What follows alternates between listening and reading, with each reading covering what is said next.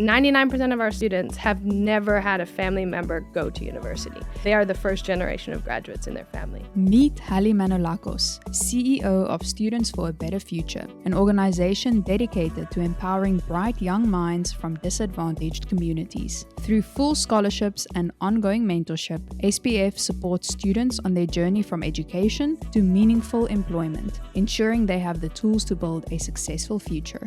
What have you learned about yourself in that application process with kids? Oh God, I remember there was one kid in my first year. This kid lived on the poverty line. You know, some families have no money, 0 rand. We always ask the same question. I've asked it for 6 years. What do you do on a really hard day? He said, ma'am, I go outside, I get on my running shoes, and I go for a run around my neighborhood. I go where it's safe, I run as fast as I possibly can, and then I sit outside and I do some breathing work. And then I come back in and I know I can solve any problem.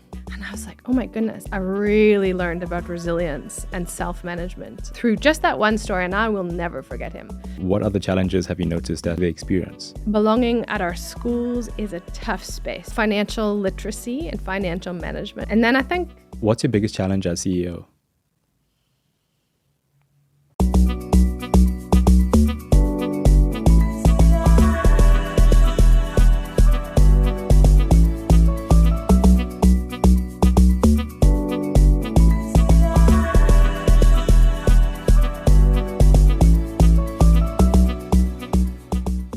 Halli, what's your 30-second pitch to someone that you just met?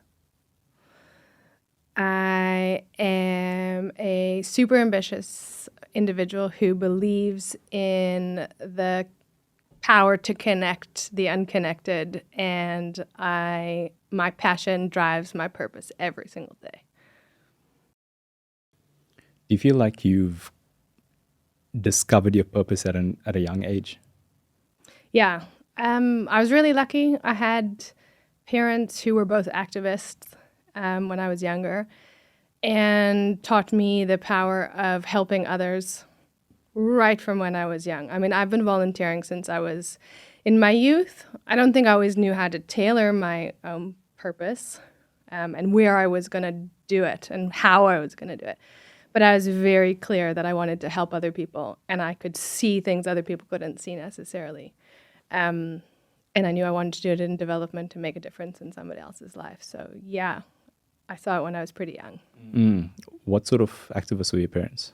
So my mom and dad were both teachers, but they were big. My mom was a feminist and always worked with women's movements. And my dad was big in the education space. I mean, they were at every single rally that there was. They were hippies. They were always fighting for the underdog. They helped a lot of the Native Canadian, the Indigenous people in Canada a lot. So we were part of an Indigenous community that was always fighting to try to alleviate some of the challenges the Indigenous community was facing.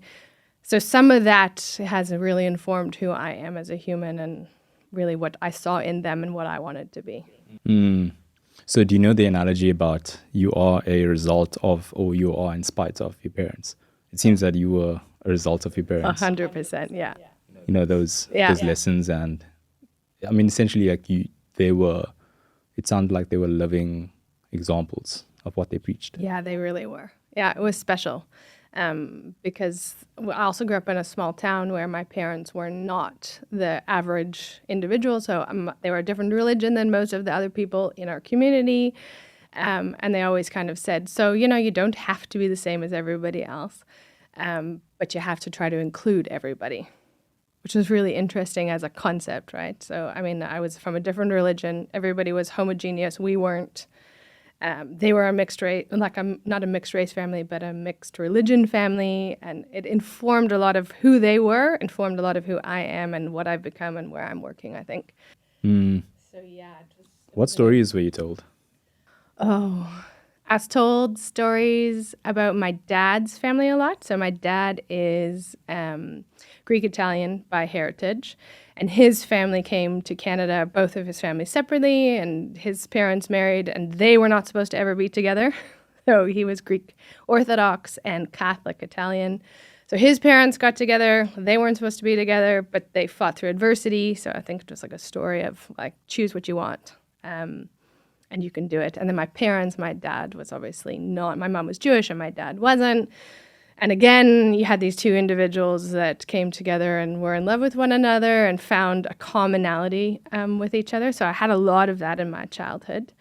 And I think that's why they always wanted to help other people. You know, both of them were like, oh, you're not really supposed to do this, but that's what they were told. And because of it, I was kind of told, well, do the thing you're not supposed to do because it's going to change somebody. It's going to make you happier or make somebody else happier.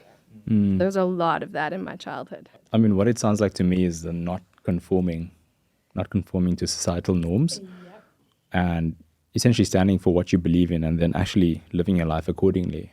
Yeah, I think I really struggle with somebody telling me, do it this way.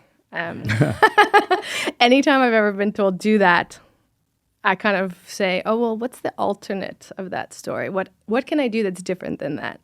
I definitely have a story in my own self that says, don't conform. You don't have to be like that. You know, there's a different way to do it. Or how can you improve that? How can you be different than that? But I feel like that's also a mentality shift, right? To be able to do that. Because everyone in society is saying, go left. And there's something in your mind that's like, why? I want to go right. Yeah, totally. You know, I feel like, do you think that was just because of that environment that you had? Or, you know, with time and experiences, does that also develop for you to essentially become so strong in what you believe in?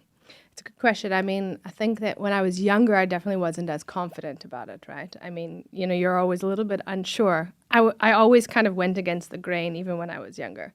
I can remember people telling me, study this, do that. And I was like, I'm not 100% sure.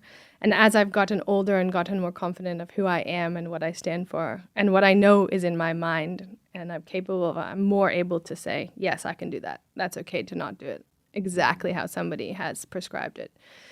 But there's moments in time where, I mean, my family's like, why do you do everything opposite of how everybody else does it? Like, I don't understand, Halli. And I was like, well, it works, you know. Also, Canada, as like a formative society, teaches you a lot of questioning. So I had these two parents who were really interesting in their own dynamics and backgrounds.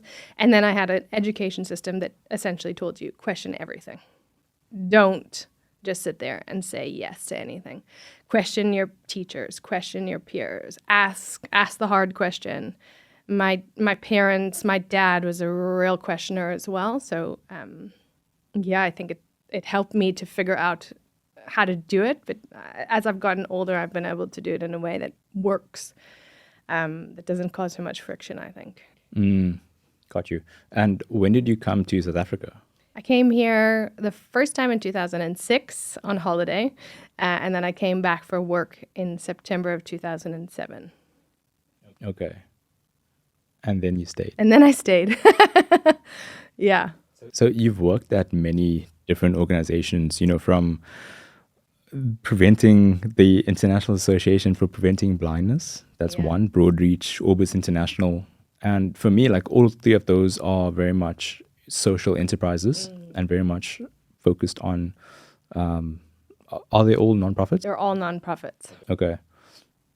You know, why take that route?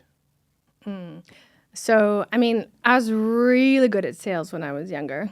I'm a people person. I'm an extrovert. I knew that I could do money if I wanted to do money, but ultimately I really wanted to make a difference in somebody else's life.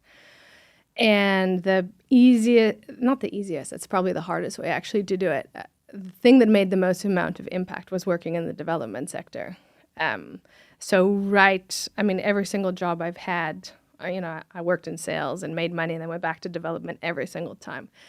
And number one, it feeds my soul. I get a lot of purpose from my work. It gives me lots of joy, but I also could see that I was impacting something much bigger than myself versus a bottom line of a business, which didn't ever fuel me and make me excited, essentially. And do you think that it's either or? So, can you be on the other side of the line and still make an impact on the for-profit side? I think you can. It depends on who the leader is, though, and what your ultimate goals are. And are you there looking to do it for your investors or... social impact investment is now a big thing, right? And it's complicated. I think some social impact investing does amazing things, but there's lots of metrics, there's lots of measurements. It's generally driven by what the founder wants to invest in versus what actually the need is. Equally, the MPO space is not without its major complications. We're oversubscribed, there's not enough money, people aren't paid well, so the work that you can work in that space and not do very much. So both sides have its complications. And currently you're at Students for a Better Future, SBF. Yes. So could you walk us through how, firstly, that was established? Yeah, so under Dr. Strugman and Susan Strugman started, this came from an idea essentially. So Sue Strugman is originally born in KZN, very much was raised during apartheid, understood her parents were also very much into supporting educational initiatives and trying to help people to get out of poverty through education. Andreas came, studied medicine here in South Africa, and they met each other here in Cape Town, actually, and they went back to work in the Eastern Cape at some stage. And she was teaching, he was working at a hospital, both under-resourced, and made a promise to themselves that said, if they ever make it and make it big, they're going to invest back into South Africa. Fast forward 40 years later, they were super successful business people and decided that education was still the thing that was going to lift people out of poverty and change the world. And they started the foundation in 2008, was registered in Germany, and in 2008, we started recruitment for our first ever cohort of young, incredibly talented South Africans, Cape Townians. And that's where the seed grew from the past, but started really in the present time in 2008. That's quite a story. Yeah, it's an amazing story. I think it's so fascinating that they actually also kept to their word. Yeah. They became successful and then they did what they said that they were going to do. And it didn't shift, right? I mean, what was so interesting for me is that, so they had ideas. They weren't 100% sure, but in between that, I mean, they had some lead time where they were also talking to other people and trying to get advice. So they weren't arrogant enough to think, I've got the solution, I've got the answers. So they went and networked. My now board member, Heather Cooper, actually helped to advise them on what to do and how to do it and where to start and what to do. And they worked with teachers and experts in this space. And so they really tried to figure out how best to do this. Even if you have money, I think that's something we don't always get right? You don't always ask for help when you need it. So yeah, they were great at that space. Yeah, that's such a good point. Even at that point, they were extremely teachable and coachable. And humble about it. Yeah. They just wanted to learn, and they knew that they didn't necessarily have the answers, and wanted as much support around them as absolutely possible, which in the end they really got because they were open about it. Just on this point, how do you assess if someone is teachable or coachable?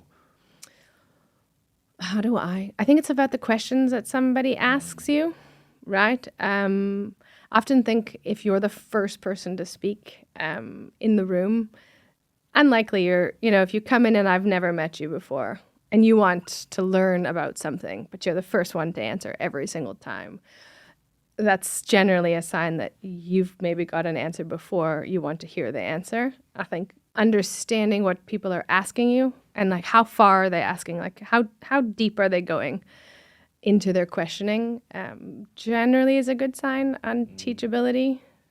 Yeah, there's also a level of authenticity behind it, isn't there? Yeah, you've got to be like, oh, I don't know that, but that's okay, or I've learned something. How do you help me to learn more than what I might have known? I'm curious about this, but I've got to be humble enough to say I don't have all the answers in this space. Maybe you and I could co-collaborate in thinking spaces. And in terms of the mission of the foundation, how would you describe what you guys actually do?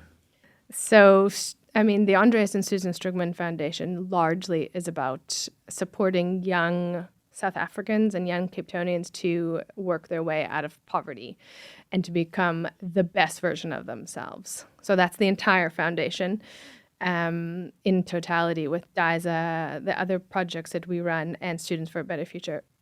Students for a Better Future specifically is looking for the extraordinary young person, giving them access to anything possible, giving them access to networks, giving them access to learning, and creating and supporting these extraordinary futures that they should have had access to had it not been for a society that is still stuck based on our past and our histories and injustices that we've had. So it's about changing a lot of that, but still with the fundamental understanding that we're here to break cycles. So a win would be to perhaps take someone from Disa Primary School in Hart Bay, growing up in a rural community, and take that student and essentially provide them with opportunities that they then take up and become whatever they want to be, when perhaps in the past that access and opportunity was not there for them. Absolutely. So we have a lot of kids that live in IY, in shacks, right? And there's almost there's no running water. Some of them don't have electricity. The rain runs right through their houses, right? And that's where they live. They go to school in Disa at Hart Bay. They have 8 years of amazing education and access. They get opportunities for proper food, proper nutrition, and then a innovative teaching space, right? So there's access points to sports, to culture, to learning, to computers, to iPads, things that if you'd just gone to a government school, you're not going to get the access points into.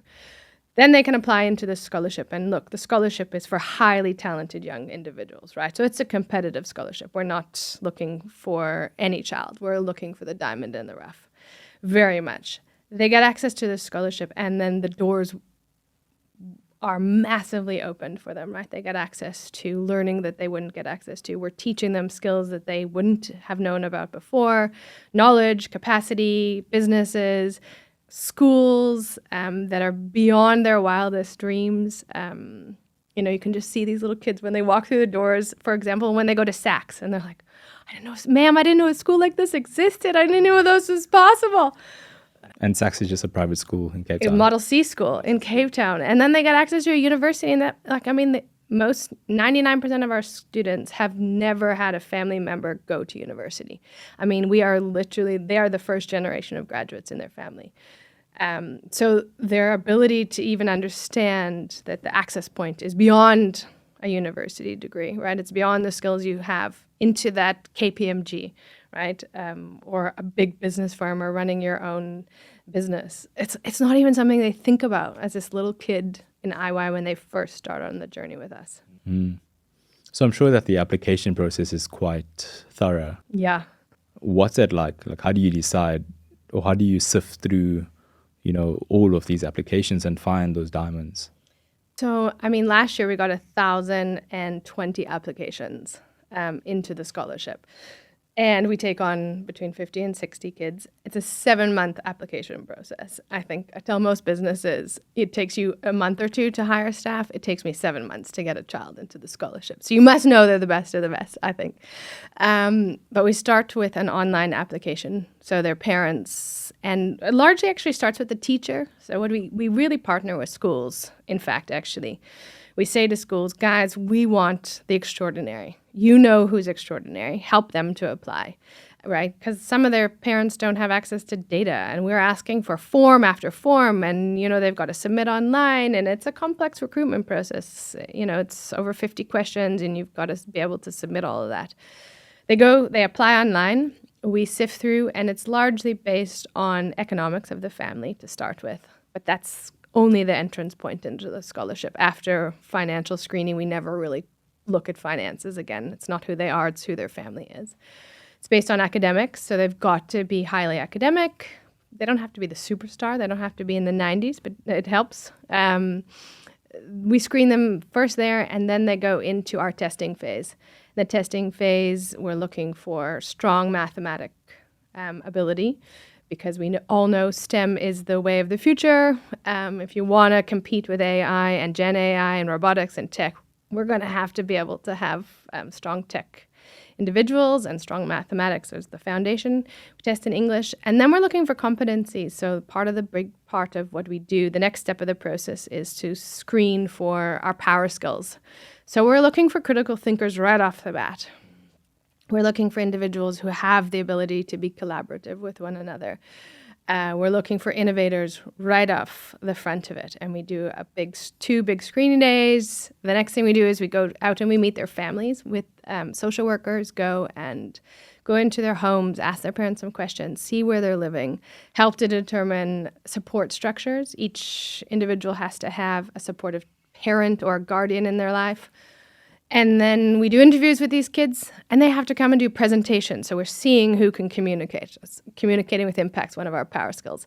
So they have to come and present to us before we'll even, they don't have to be amazing, but they have to have done some research. And the final stage is a fun day with us, right? To just see who are they? Do they meet our values? And all of that takes 7 months to ensure that we get, number one, we get the right candidate, but number two, we can match that child with the right space for high school at the end of it. So it's a process that allows us to be able to do both at the end. Okay. Yeah, that should be the hiring process for all. I know. I've tried to tell many people this. It's amazing. And it really teaches you so much and teaches you about yourself through the process. But you get so much insight to these young people. It's incredible. What have you learned about yourself in that application process with kids, when you're first starting off? Oh, God. I remember there was one kid in my first year. So I used to interview every single kid. And then I just didn't have the time any longer. I mean, at one stage, I think I interviewed 80 young people. And this one boy, we always ask the same question. I've asked it for 6 years. And I said, what do you do on a really hard day? And I mean, these kids, some families have no money, 0 rand that they make every month. Up to 21,000 is the maximum family income that you can have. And this kid lived on the poverty line, 100%. And he lived in Langa. And I said, so what do you do when you're having a really bad day? And he said, ma'am, I go outside, I get on my running shoes, and I can't imagine they were very nice running shoes. And I can relate to this, I'll tell you why. But he said, I go outside and I go for a run around my neighborhood. I go where it's safe. I run as fast as I possibly can. And then I sit outside and I do some breathing work. And then I come back in and I know I can solve any problem. Anything can come at me for the day. And I was like, oh my goodness, if this kid has wellness practices, right? This kid's, it can't be perfect. He's got to think about his safety, but somebody's taught him all of this. Anybody can do this. So I know that for me, that's always been really important in my own wellness journey. I really learned about resilience and self-management through just that one story, and I will never forget him. He's in the scholarship now, and it's amazing to see where he's gotten to. Goodness. It almost seems as if, you're not only dealing with the challenge of finance, but you just mentioned like 2 or 3 other things there, safety being one of them. Like, what other challenges have you noticed that these students are, do they experience? So some of them, only 30% of our young people go into boarding houses every single year, right? And we don't transport them. So we give them access to resources to be able to come back and forth to school every day. But you got to navigate it yourself. And you're in grade 8. It's the first time you've ever traveled out of your community, largely. So you got to be able to have financial literacy and financial management. We teach you this, but we give you the money in your own bank account, right? In grade 7, we start giving you money. Something, we're giving you 2,000 rand a month. You've never even had to manage 100 rand a month, right? So the first thing is, how do I manage money? And I haven't done this before. And then 2, how do I manage logistics of having to leave my community and the safety of my community potentially to transverse a drive into a school from Kailicha through to going to Rondebosch Boys, and the hours and the time, and just how do I manage my homework and my sports and my culture and my family's commitments. Time management's a massive thing to consider for them. And then I think belonging at our schools is a tough space. So these kids, the thing that really always is an issue is that these kids are the top academics from the schools they're in. I told you we're looking for the diamond in the rough. They're the best of the best of the best at their schools. Even their families, their entire community knows who these kids are. They come into these really good schools. We're at private schools and high functioning schools. The schools are in the top 20 every single year. And they're no longer the best. Some of them are at they fall to the very bottom, right? So where do I belong? I'm not the smart kid anymore. And I'm definitely not the sporty kid, because my academics were what got me accolades through my whole primary school. So now where do I fit? I don't look like the other people in my school. I don't sound like the other people in my school. Belonging is a massive adjustment. And it takes some 2-3 years before they're able to really recover from some of these challenges. So we've put systems in place over years now that are helping it, but you still can't prepare always a child until you start. I think that's such a big, what is belonging? A need?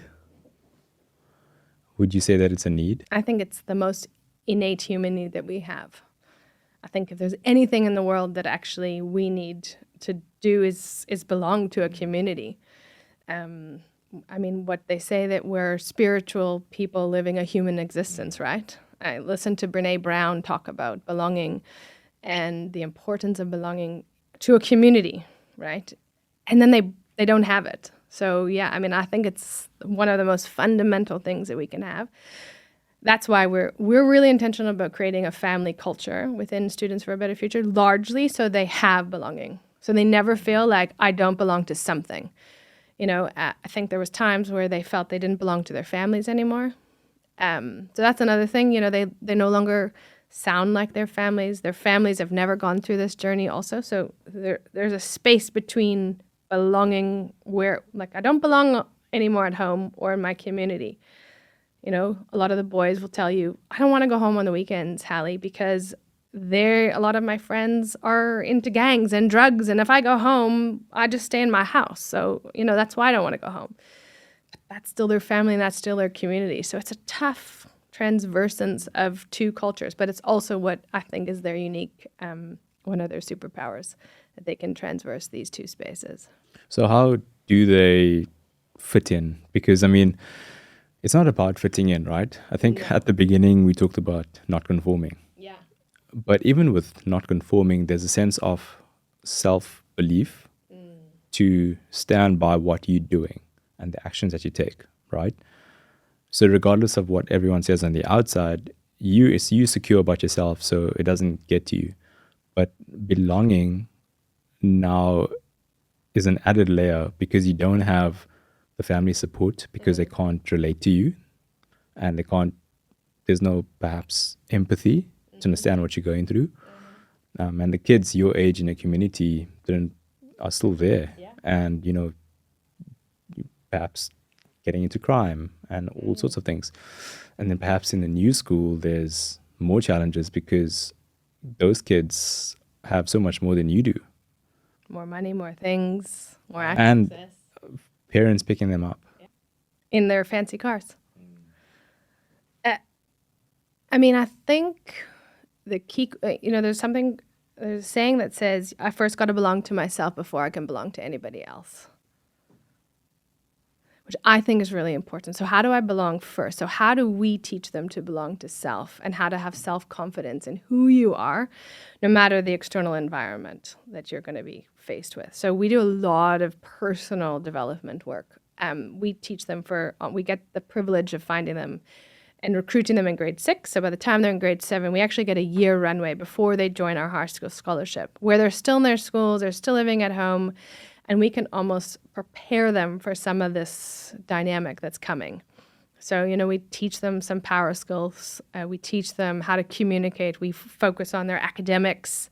So we boost their ability to be able to thrive once they get into school. Like we start teaching them grade 8 concepts in grade 7. So by the time they land in grade 8, we hope that they're already like further along than some of their other kids in their class. So they're not having to struggle with that. But the first thing we teach them is you got to belong to self, right? And we talk to them about race, and we talk to them about the fact that you're not going to have the fancy shoes that everybody else has. And what does it mean? And so we do this dialogue with them. And then I think the protective factor is they will tell you they all go to school with somebody else on the scholarship. So we never place one kid only in a school. We try to protect them and place them in a school with at least another individual from the scholarship. And then ideally they get a peer mentor, where it's somebody from the scholarship that is there on day one, that meets them there at the front of their school, that walks them through. They do scavenger hunts together.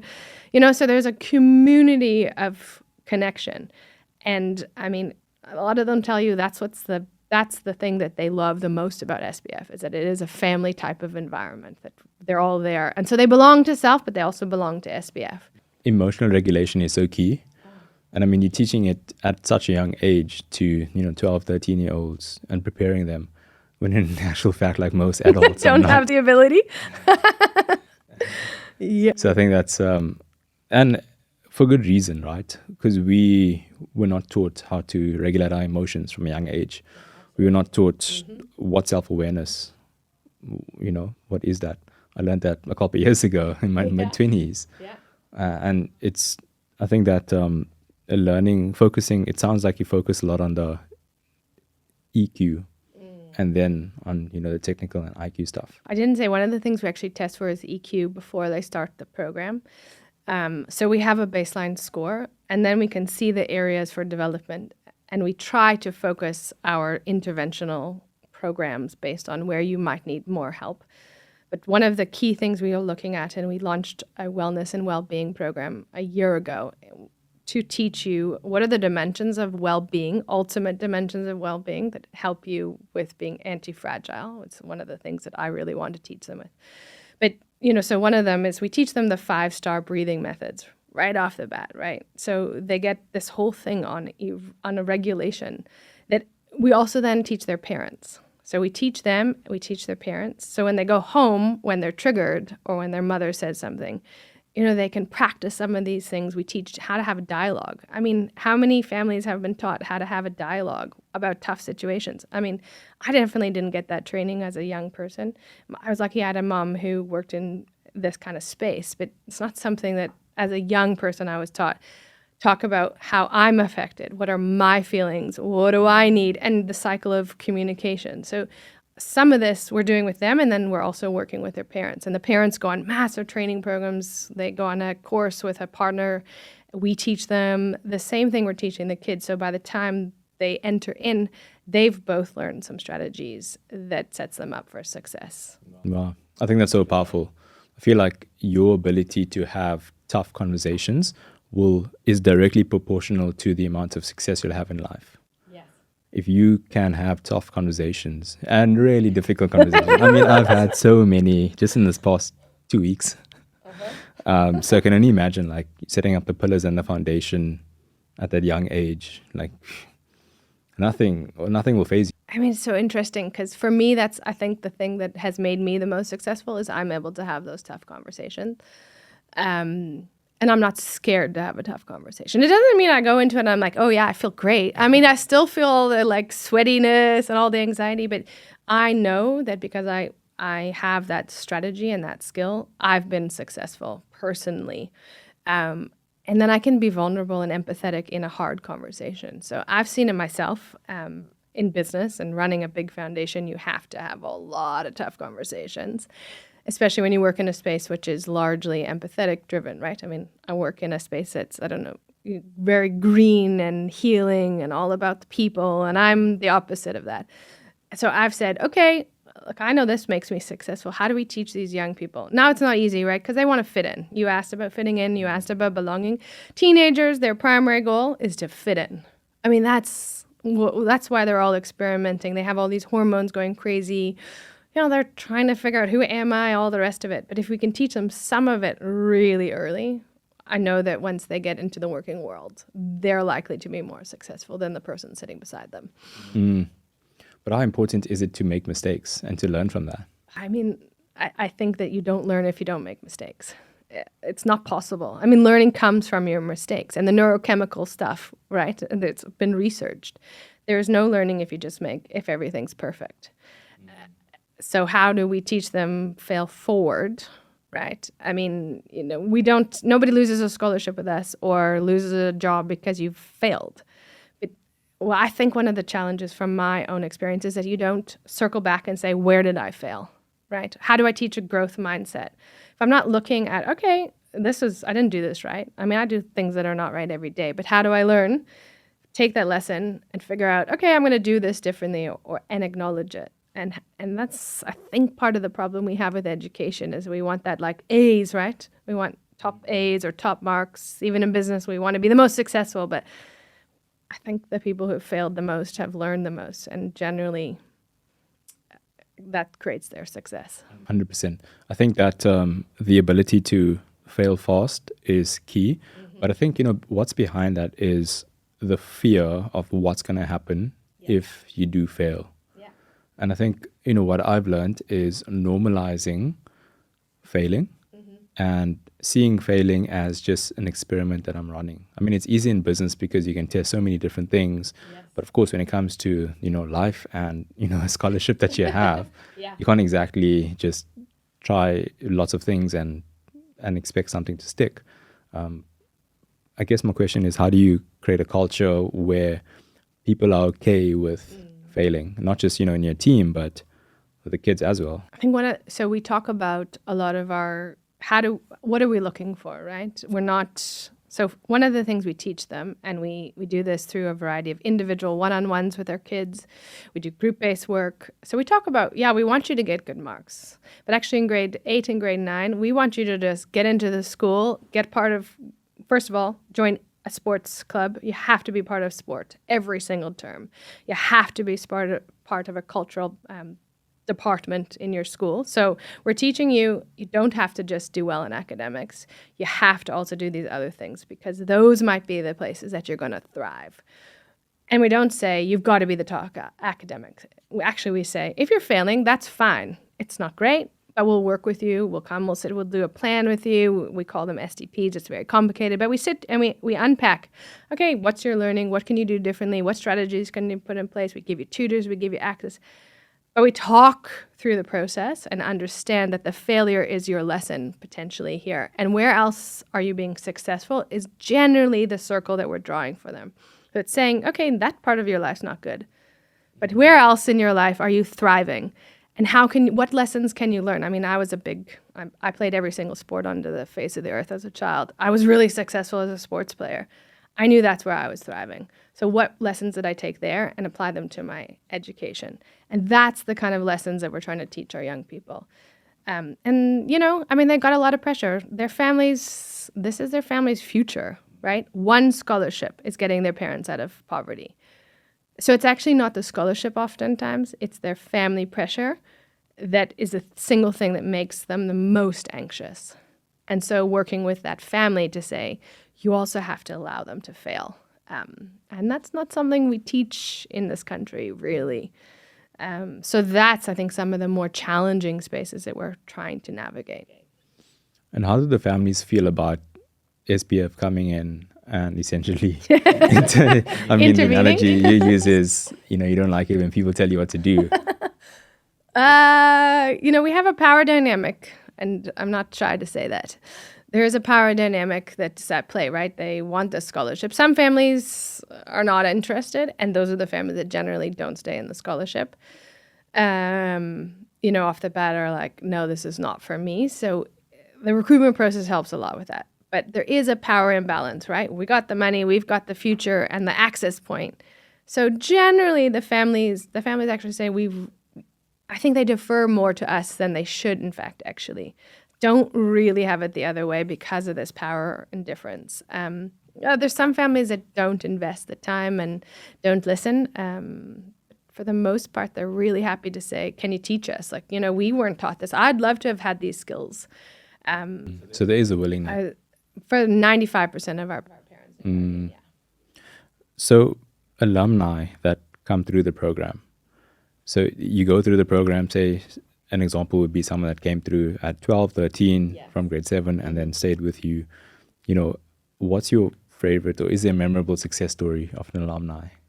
Yeah. So, they go through right from when they're in grade 6, grade 7, and then they graduate at the end of university. There's two people that I can think of right now. But last year, we launched a new program in our leadership space, in the university space, called the Susan Andreas Strugman Leadership Initiative. And we focused on self-leadership and what that leadership journey was.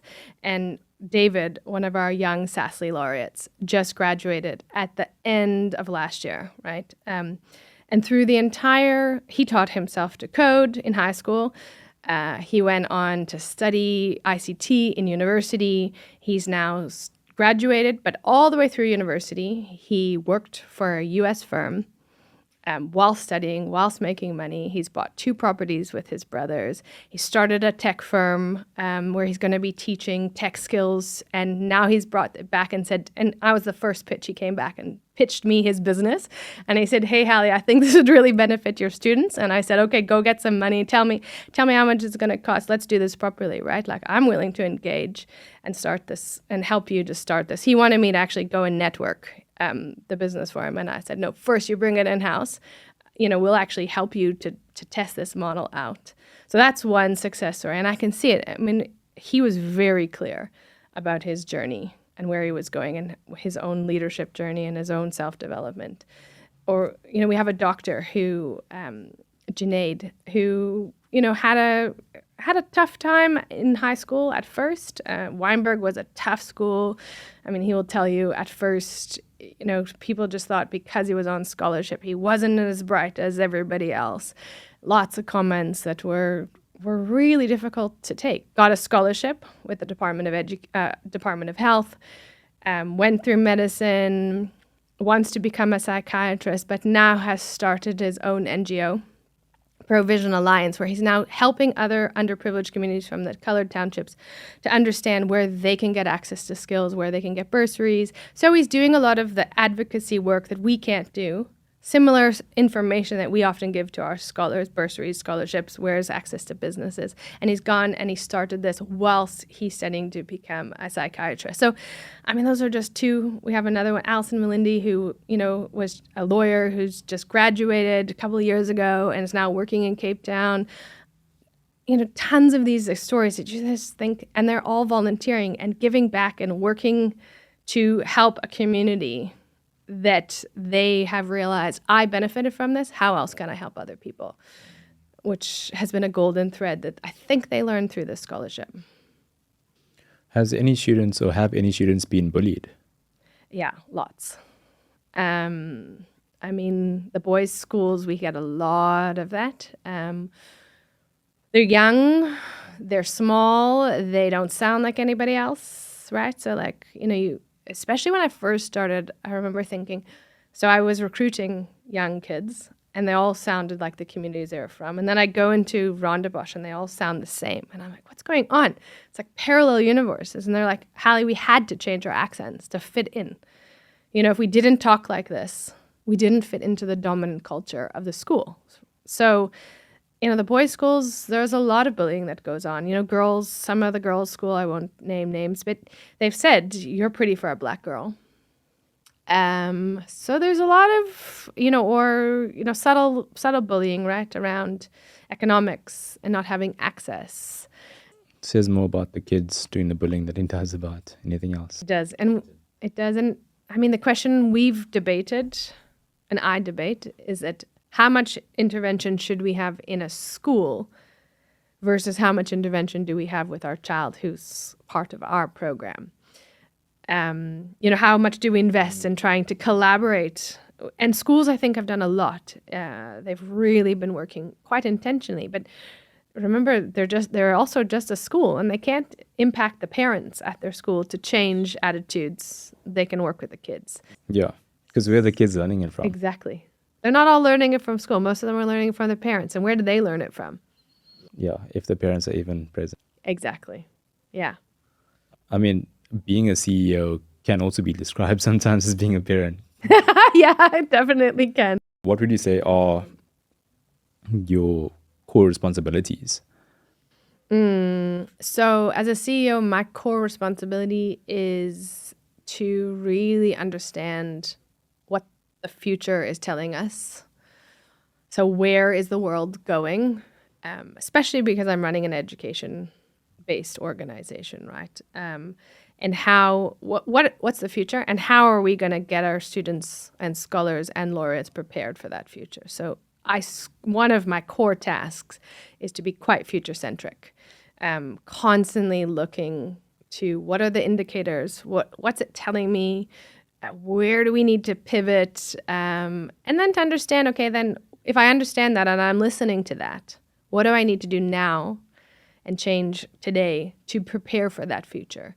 So that's one of the things. And I mean, I love that kind of stuff. I think it's really interesting. Adapting. Adapting is one of the big ones.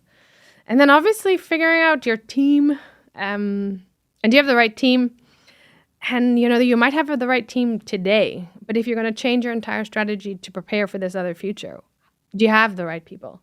And so constantly evolving and adapting and innovating your own team is one of my core responsibilities. How long did it take you to get your team right? I probably got it right year 5 of being the CEO, and I've been there 6 years. I mean, last year at the middle of the year, I looked around, and it was the first time I was like, wow, I have the right people for this job. Like completely, it was amazing to sit back and say, but I changed a lot of I had some people who really pushed me really hard to say, you don't have to do it like that. Consider this. And Other people like you. Yeah, lots of 2 other individuals exactly like me who I brought into the business, who were thinking partners. Yeah. And I'm sure, maybe you could educate me on this, but the incentives for someone to work at a nonprofit compared to a profit, right? We spoke about it earlier about, for example, pay and compensation. Do you struggle with incentivizing individuals to firstly get in and then stay with you? So, I mean, we're very fortunate that we're a private philanthropy foundation, and from the other NGOs in the space, we're at the top of the brackets. So I can pay competitive salaries for NPOs type of staff, and I can hire in the right type of skills. If I want to bring a business person into the business, that's the challenging space. And that's what I've been able to do for the last 2 years that has changed my business. So what I really went and sought out is individuals that had pivoted in their careers, had worked in business, worked in big firms, and wanted to do something amazing with their life. Understood that they were going to take a salary cut to be able to do it, but wanted to really impact. And those are the type of individuals that have shifted the dynamics in our space so significantly and really helped to shift me out of some of my own. It really challenged me, and were this individual that I could sit with and be brainstorming with and thinking business strategy and the rest of it, which is fascinating. But I mean, the people we have the hardest time retaining is young males to work in the program. Generally, females want to change the world, right? This is a space where we're empathetic and we're there to help people. Young guys come in, they want to stay, they want to make an impact, and then generally they exit and want to do something else. So that's the space that I think we really struggle. It's not a salary thing, it's just they want to grow and climb a ladder that you don't necessarily always get in a space like this. Got you. So it's almost, they want to do something bigger than just seeing it as a job. Because I think that the reality is that most of South Africans, if you look at unemployment rate, if you look at, the amounts of people that are employed and are happy, most of them see a job as a job. Yeah. I get in at 9 and I leave at 5. Mm-hmm. So I think, that's an added layer that I've experienced. And, Steve Jobs says, find A players. Another way I like to think of it is find potentials for A players, especially at early stage business. What are those qualities that you look for in those individuals? I mean, you've named a few so far, which is that ability to think differently, the perhaps willingness to do something bigger than themselves. What else are you looking for? I'm really looking for energy.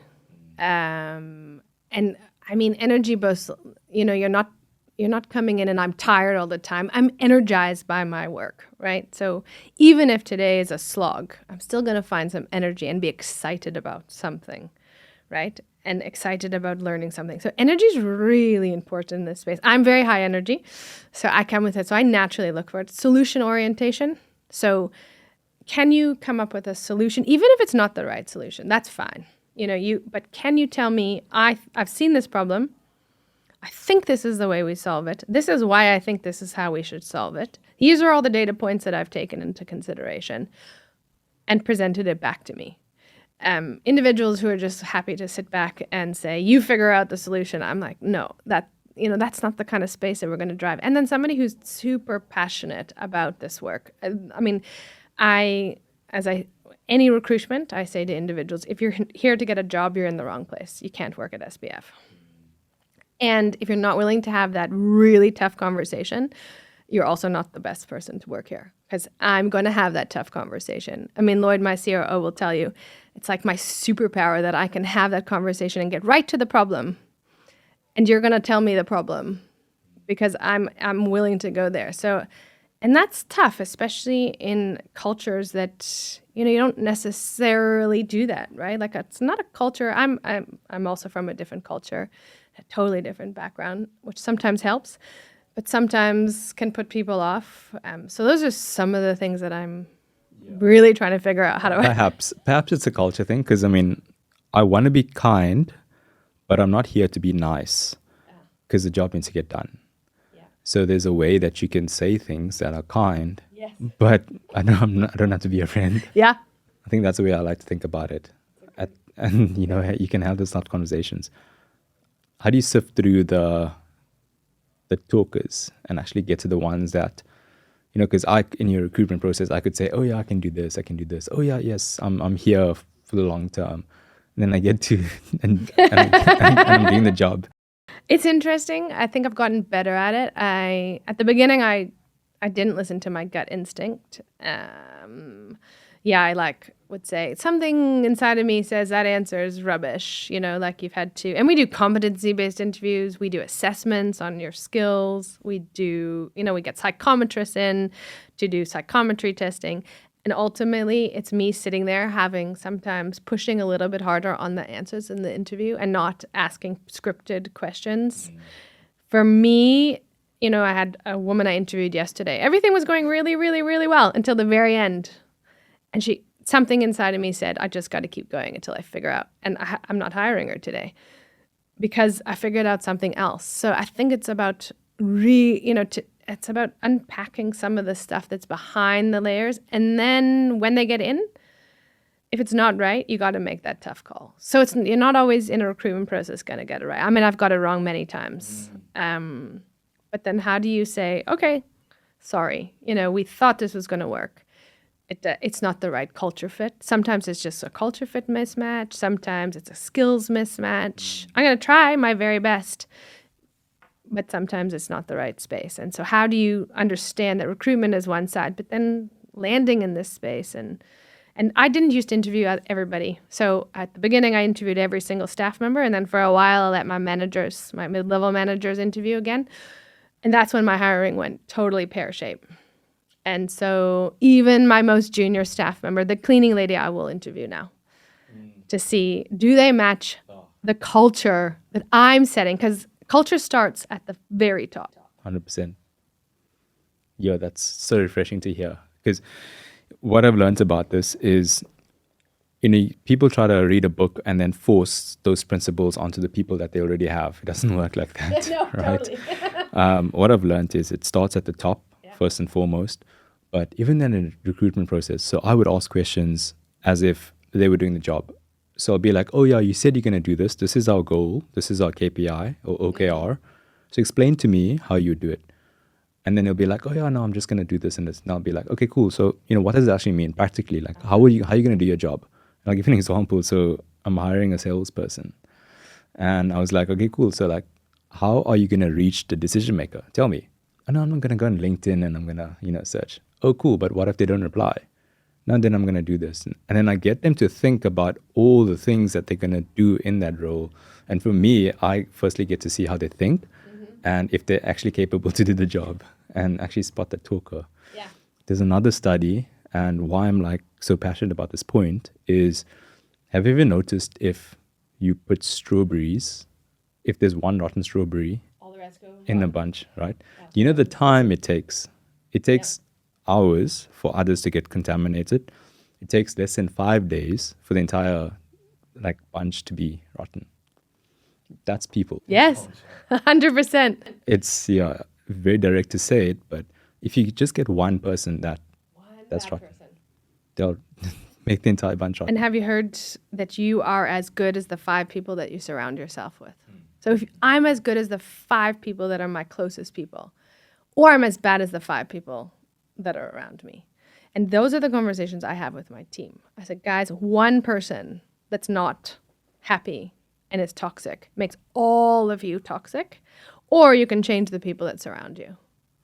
And I've seen it. I mean, last year I had to make some really tough calls to change the culture of the organization. I'd kept some people on for a long time that I knew culturally weren't the right people, but they'd been there for a long time. And, you know, the students have relationships with these individuals. It's not like a business, right? There's relationships and and history and all the rest of it. And overnight, my culture changed. 2 people leaving. So it's dramatic. And I think to remind ourselves as because you're not always there. The CEO is not always, you can lead the culture. But if they're not wanting to sign on and you don't change it, what's the consequence for everybody else in that space? 100%. Rotten strawberries. Exactly. So in terms of like wins, overall wins, magic wand, what would be the vision or kind of the win that you would want for SBF and beyond in the next, I would say, 5 to 10 years? I really want to see a dramatic shift in what people are studying in university. I think that we still have a lot of individuals that are studying degrees that are not helping you to think, and they're old degrees that are not the degrees that you're going to need potentially to be successful in the next 5 years even, right? I mean, the world's going through exponential change. So I really want to see a shift in some of that. We still have a lot of humanities, which is fun. I studied humanities, but I was taught to think through humanities. So if we're going to do it, how do we also advocate for them to do other things? And then I think for me, the real success factor will be a network of collaborators around us that are businesses, VCs, entrepreneurs that are together creating an access point and an entrance place for our young people to land. So, it's either through mentorship, internships, vacation work, jobs, graduate programs, coming in and running programs for us, businesses coming to me and saying, hey, your students, your laureates are the best. We want to get access to coming and working with you versus us going to them. And because that's the access that they don't necessarily have, right? Like we are their access point into the world. That's the vision that I really have. How am I going to do that? And if I can get that right in 7 years' time, we're never going to have to go out and say who we are or who my laureate are. They're already part of that network that's already broad enough that when they walk in the room, they know who they are. The businesses know who they are, and they're already part of a program. They're already part of seeing this being successful. And then our laureates, like our alumni, are starting to come back and recruiting some of our graduates, I mean, in 7 years' time, we're going to have over 1,400 young people that have been through our program. So there's a lot of individuals that are now reaching their late 30s. And how are they coming back and also starting to become of that network? So for me, that would be a massive success factor. Yeah, I love that network effect, because the ones that came to your program are the ones that have the most amount of understanding for what it is like to go through that program. And of course, everything gained. Yeah. And they get the challenge, but they also get the success. I mean, we had a speaker who came and said, one of the things she said is, your individuals have a superpower. They can transverse walking into any business space and be successful, but they can also go back to the townships and be just as successful. And they've got this dynamic. And most young people in South Africa really haven't had to, go back and forth on a regular basis. Code switching is what it's called, right? But they code switch so easily. It's not easy, but it is a superpower, right? And so understanding that and the success factor that can have for you and that networking effect, for me, that'll change everything, I think, for our young people. And what's your biggest challenge as CEO? Where is the voice of our young people? And how do I exemplify their voice so that it's them who's speaking for themselves, right? Like I'm doing a lot of networking and the rest of it, But I want to change it so that our young individuals are out speaking for themselves. But I have to teach them some of this stuff, right? Because it's not an innate thing that you have. So my big thing right now is trying to figure out from the bottom up, what am I going to do to make sure when they go out and they do a pitch to somebody, they can tell you their purpose statement, their why statement in 2 seconds, so that I'm not having to be out there telling our why statement there. They're telling their own why, and their own voice is a voice that everybody else is listening to. Yeah, I can see the benefit of that, of course, to future employees, to universities. Employers. Employers. Yeah, I always think about employees. I get it. People also get employed now. We have a closing tradition on the podcast. It's called the Fast Fire. Okay. So I'm going to ask you these quick questions, and if you could answer in a word, a short sentence, Okay. that would be amazing. Is there a contrarian truth that you believe to be true that perhaps not many agree with you on? Leadership is made, not born. I think some people believe it and some people don't. Fixed versus growth mindset. Versus growth mindset. I can grow my own potential. Yeah. That's good. If you could make one rule that everyone has to follow, what would it be? No questions asked. Get your energy and find your passion and shoot for it. Figure out what really your like unique point is, what's unique about yourself and how that connects to somebody else. And I think you'll get your own passion. So who am I as an individual? How does it connect to what anybody else might need and change? And generally there is your purpose statement, which creates lots of passion and excitement and can reverberate energy for other people. What's something that you wish you knew when you were in your 20s?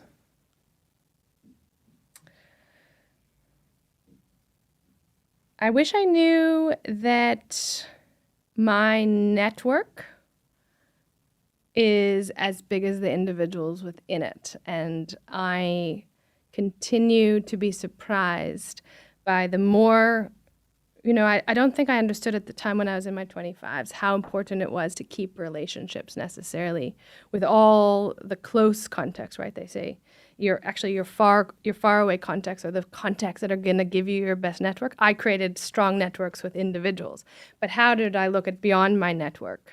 Those are the individuals that I should have been investing in at 25. I'd now invest a lot in it. But at 25, I didn't realize that it's actually the peripheral network. That's where my energy should have been spent at 25. It worked out for me. But I think I've learned that lesson over time. And sometimes it's a hard lesson, right?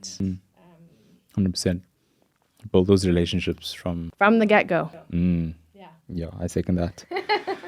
In this season of your life, what drives you? I think what really drives me is seeing change happen, both for myself, but for those around me. So, for my team to see them thrive and to see them succeeding, it gives me such great excitement. I mean, I've had some staff members that have been there for 6 years with me, and seeing one of them totally thriving from the beginning to now creates so much excitement.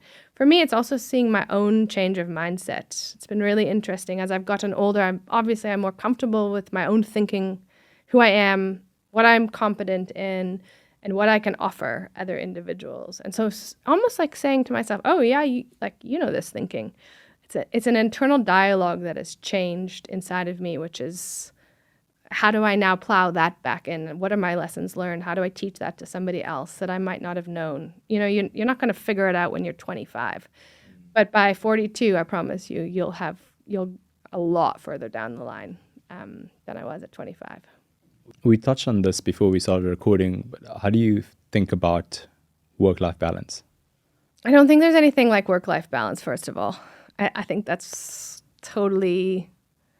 I don't think there's ever a balance that you can strike perfectly. I think there's seasons in your life where you're going to work super hard, and that's a season that you're in.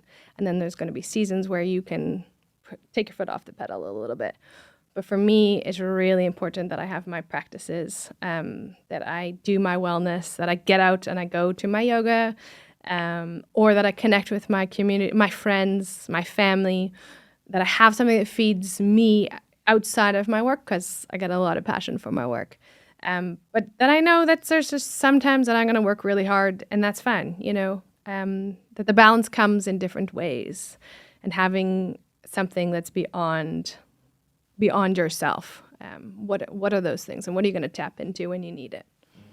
I agree with you. I think that it's work-life harmony. Yes. And incorporating. I mean, it also comes down to identity. Absolutely. Because if you identify very much with, me, I could say I identify with being an entrepreneur. But in actual fact, I'm so much more than that. Yeah. I'm not just an entrepreneur for half the day. Yeah. I have my practices, friends, family, partners, things that fuel me. Yeah. And I think that's really important. That's a good point. I mean, if I'm just a CEO, right? I mean, I might be a really successful CEO, but I'm ultimately, right? It's the people that you surround yourself at the end of all of this. Yes, it's the change, and I can see change happening with our laureates every single day. I can see their shifts over time. But for me, I also need to see my own personal shifts in my own community. So I invest a lot in other people and in my space, and creating community and creating friendships and networks, whilst also understanding that I'm not just Halli, the CEO or the executive head of the foundation, even though it gives me a lot of purpose. Overall, would you say that you are fulfilled? Yeah. I mean, we had our scholarship award ceremony on Saturday. This past Saturday. It's the first time we've ever done something like this. We've had a lot of firsts in the last year, I'd say. We launched a new program, and it was the first time we've ever launched it, and it's been really successful. And then Saturday we sat down and we had an award ceremony, and there were 600 young people in the room. And I looked around, and first of all, it was right from the start, right? Our little baby grade 8s to our alumnus sitting in one space. And I was sitting with our founders, and I turned to them and said, this is the best job in the entire world. And it really is. I mean, it's hard. Don't get me wrong. I work a lot, but I love it, and I can see the change it's making in an entire community around me, and that's incredible. Where do you get that chance? Wow, that's so refreshing to hear. But Halli, thank you. This was very insightful, and thank you for the impact that you're making. I think that you are driving real, meaningful change from the ground up and leading by example. Not just, telling others what to do, but you're also taking your own advice and shifting the needle in this country. And I think that's very valuable. So thank you for doing that. Thank you so much. It was so fun to talk to you today. Yeah, I loved it. Thank you.